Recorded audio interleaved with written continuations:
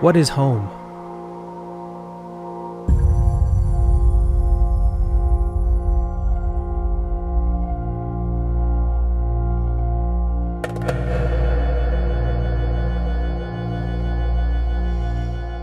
It is the shade of trees on my way to school before they were uprooted.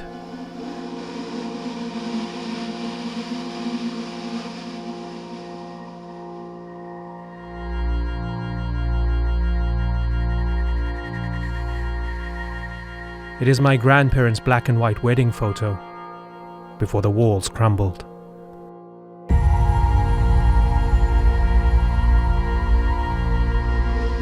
It is my uncle's prayer rug, where dozens of ants slept on wintry nights, before it was looted and put in a museum.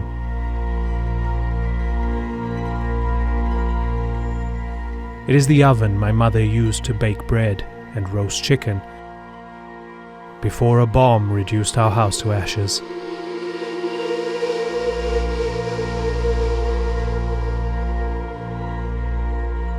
It is the cafe where I watched football matches and played.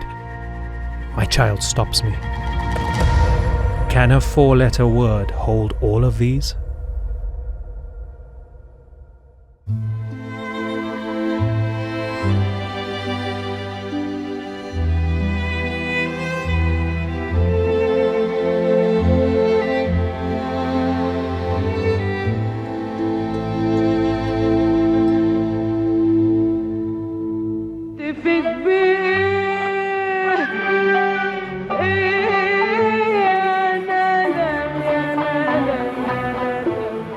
Mosab Abu Toha's detention sparked global outcry from the literary community and beyond. His work has appeared in The New Yorker, The Atlantic, The Progressive, and other publications. He founded the Edward Said Library in Gaza. His first book of poetry, Things You May Find Hidden in My Ear, won the American Book Award and was a finalist for the National Book Critics Circle Award. The poetry collection was published by City Lights Books. On Sunday, Mosab Abu Toha managed to leave Gaza with his wife and 3 children through the Rifat border. Thank you so much for having me. So what is going on right now in Gaza is really unprecedented. I can't think of another case in history where everything is taking place live, and the world leaders are supporting Israel with whatever they can. I mean, I don't know what makes this world powerless in front of Israel.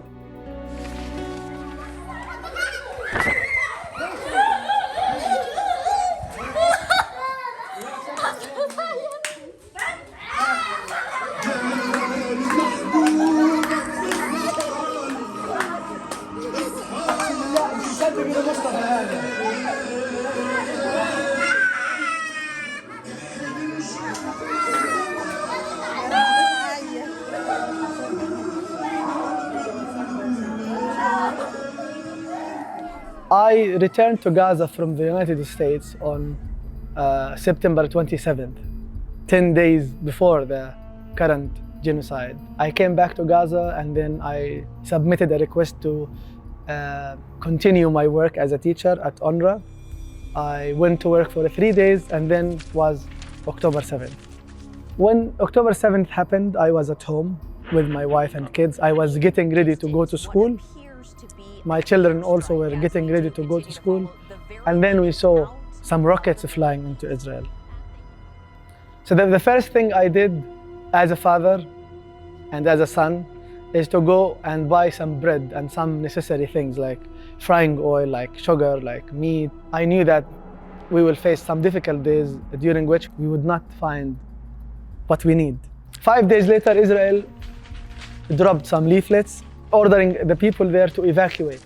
So we evacuated our house in Beit Lahia and we headed to the Jabali refugee camp. So we stayed there for about 4 hours before an Israeli airstrike killed 30 people just 70 meters away from where we were staying. That was the most horrible attack that I witnessed in my life. A few days later, Israel bombed our house in Beit Lahia. So my father used to go to our house to feed the chicken, the rabbits. the ducks, and the pigeons. So one day while he was on his way to feed and put some water for these birds and animals, he didn't find our house.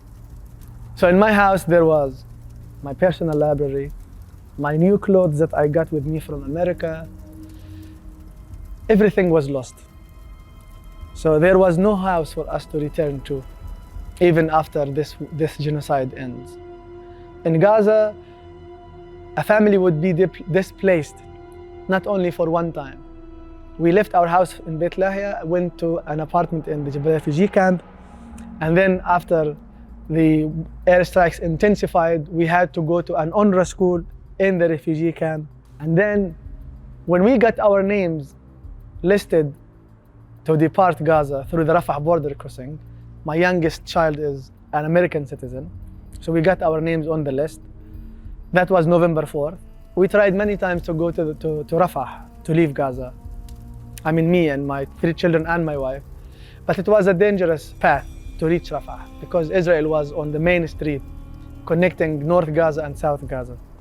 On November 19th, I started my journey with my wife and kids and tried to go to Rafah.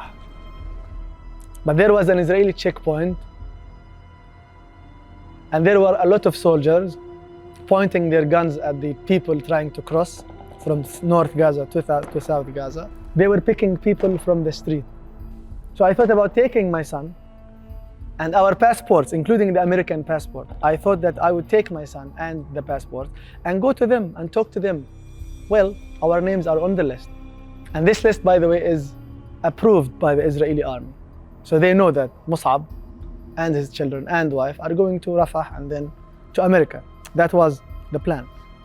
But then when I approached them, he shouted at me, he said, "Put the boy down and your bags and don't come to us, just join the other line." And that's what I did. I just dropped my son and my bags and kept our passports in the hope that I would show them the passports later. But that was not what happened. They took us 2 by 2. They undressed us, even of our boxer shorts. We were naked in front of 3 Israeli soldiers. I was handcuffed and I was blindfolded. So they put us down on our knees, and then they started to kick us in our stomachs and also in our faces. And after about 5 hours, I found myself in a detention camp inside Israel. I didn't know I was inside Israel. So they were taking us around, kicking us and beating us and insulting us without us knowing where we were taken.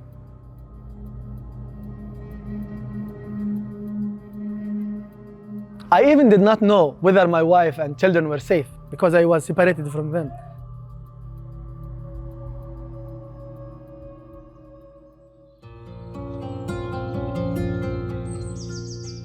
يا بر قول لي رايح على فين، يا بور قول لي وسافرت منين، يا بور قول لي، يا بور قول لي. Things you may find hidden in my ear. 1. When you open my ear, touch it gently. My mother's voice lingers somewhere inside. Her voice is the echo that helps recover my equilibrium when I feel dizzy during my attentiveness.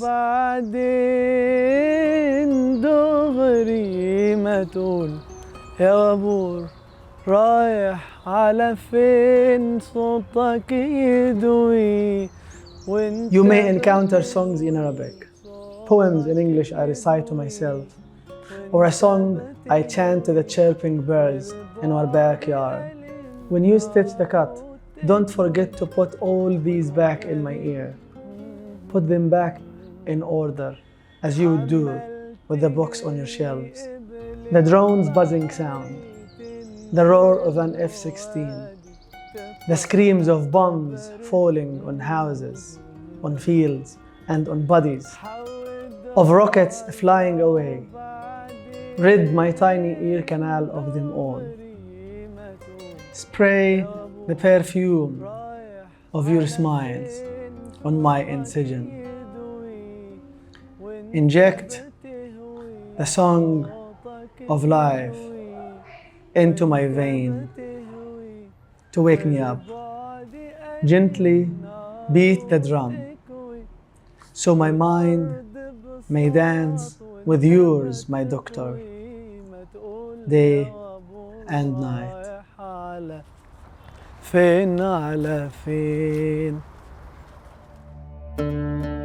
My name is Mosab Abu Toha. I'm a Palestinian poet from Gaza. I'm also a teacher of English, and I'm also a father of 3 children.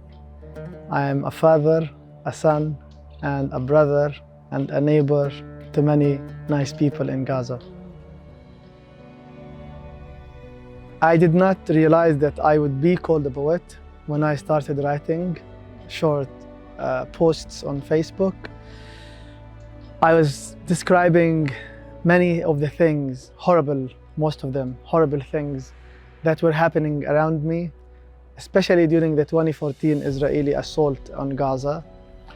I lost 3 friends. Our house was badly damaged by an Israeli airstrike. It was a terrible time when I started to describe what I was seeing during the Israeli airstrikes.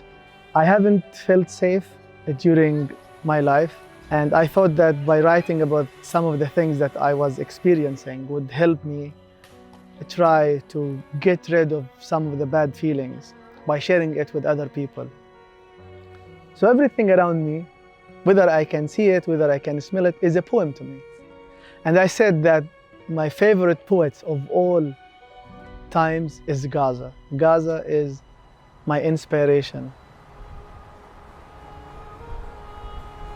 When I left my childhood in the drawer and on the kitchen table. I left my toy horse in its plastic bag. I left without looking at the clock. I forgot whether it was noon or evening. Our horse spent the night alone. No water, no grains for dinner. I walked with my sister down our road with no end. We sang a birthday song. The warplanes echoed across the heavens.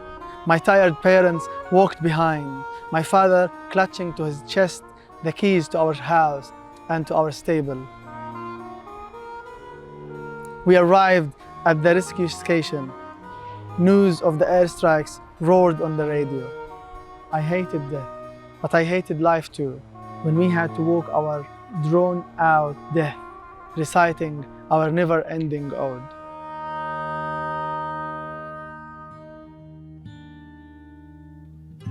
Gaza is often described as an open-air prison, but 24-year-old Mosab Abu Toha says he has found a way to free himself through books. Mosab and his friends believe freedom is a state of mind, and with books, they're able to liberate themselves by living in an imaginary world where there are no boundaries. And with the help from American linguist and philosopher Noam Chomsky, they've now established the Edward Said Library, the first English-language library in Gaza. With the help of some friends, we managed to conduct an online marketing campaign and raise funds to launch this small enlightening project that aimed at motivating children and young people to read. Many schools and libraries have been damaged in the consecutive wars in this isolated coastal enclave. With the main Erez crossing into Israel closed, it's difficult to bring in more books, as well as essential supplies. And Gaza doesn't have enough educational materials to meet its growing needs. But young people like Mosab and his companions say, despite all the hardships, they still feel inspired to create a new world.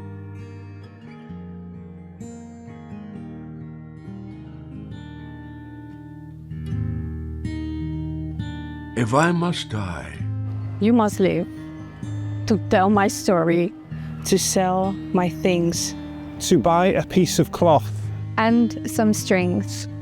Make it white with a long tail, so that a child somewhere in Gaza, while looking heaven in the eye, awaiting his death, who left in a blaze and bid no one farewell, not even to his flesh.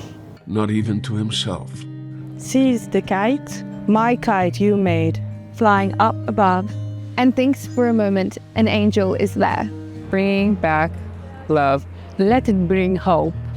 Let it be a tale.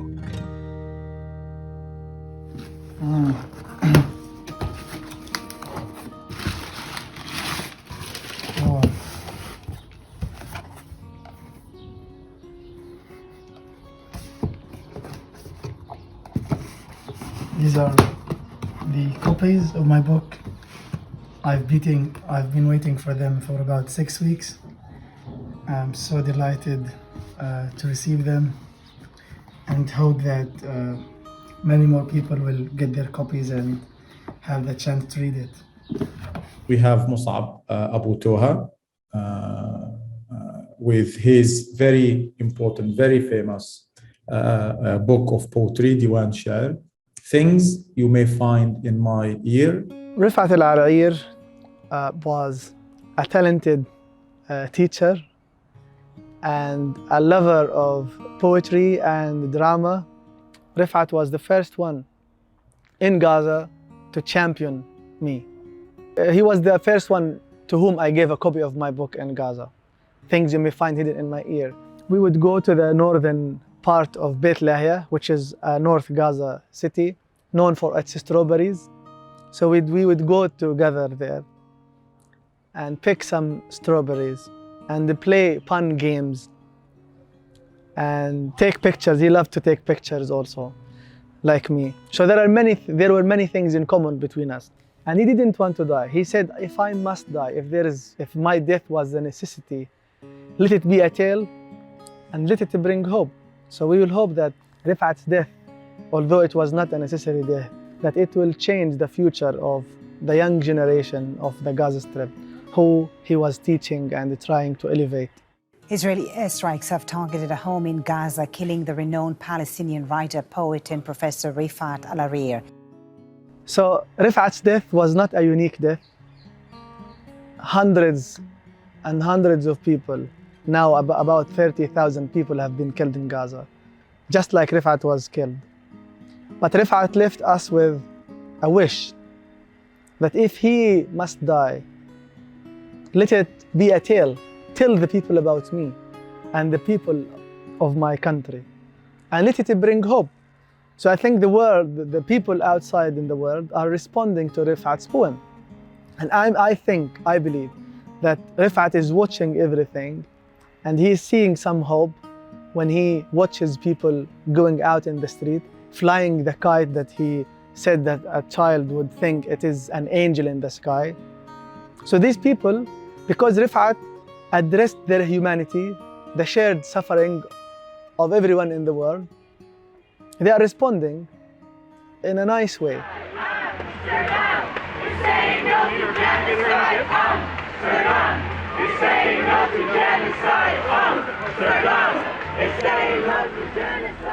The great poet Mahmoud Darwish once said that he learned to dismantle all the words in the world in order to build a home for himself. I mean, in Gaza, in Palestine, we cannot build our homes because even if we build one, Israel would destroy it. They would confiscate it. So the only thing we can use to build a house for ourselves is by using words. So these words bring us some freedom to imagine. I mean, I can't create a home in Jerusalem. I can't create a home back in Jaffa where my grandfather and mother were expelled. But I can build this home on paper. I can use my words to free myself. وأنت تعد فطورك فكر بغيرك لا تنس قوت الحمام. Mahmoud Darwish was called the national poet of Palestine. He was a poet who expressed his people's suffering وأنت تخوض حروبك فكر بغيرك. لا تنس من يطلبون السلام. He was imprisoned. He was expelled from his home. وأنت تعود إلى البيت فكر بغيرك. لا تنسى شعب الخيام. So he talks about the universal without leaving the national and the immediate suffering of his people. وأنت تحرر نفسك بالاستعارات فكر بغيرك. من فقدوا حقهم في الكلام. وأنت تفكر بالآخرين البعيدين فكر بنفسك وقل ليتني شمعة في الظلام.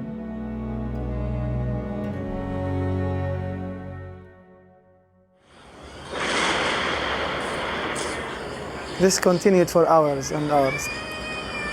You can hear the crying of children.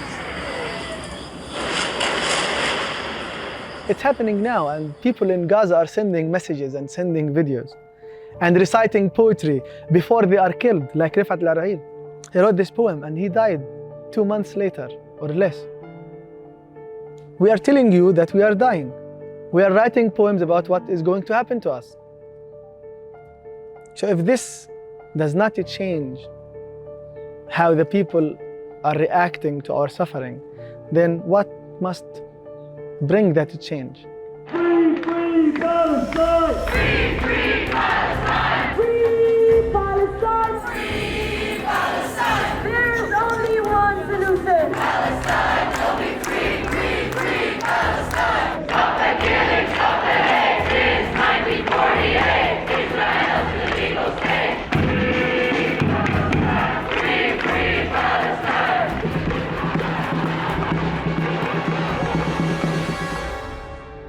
To be Palestinian means to be unprotected.